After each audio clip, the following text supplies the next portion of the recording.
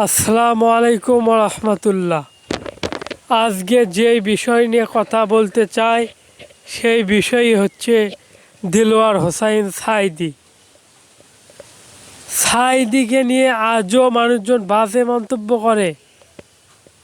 সেটা কেউ কেউ বলে যে সাঈদী নাকি দেশদ্রোহী ছিল, সাঈদী নাকি খারাপ ছিল, অমুক তমুক এরকম। তার সম্পর্কে খারাপ মন্তব্য শুনলেই আমার ভেতরে রাগ উঠে যায়।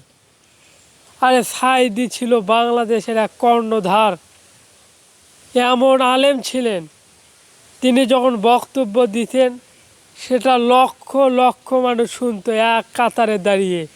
তিনি যখন বই লিখতেন তার বই প্রকাশ পাওয়া মাত্র বাজারে সবগুলো কপি বিক্রি হয়ে যেত।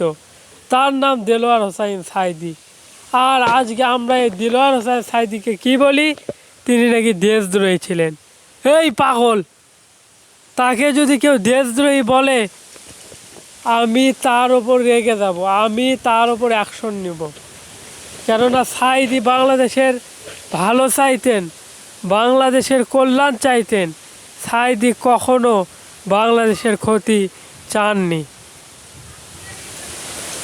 তাই আজকে আমরা দেলোয়ার হোসাইন সাঈদীর প্রতি সম্মান প্রদর্শন করব এবং তার দল বাংলাদেশ জামায়াতে ইসলামের প্রতি সম্মান প্রদর্শন করব।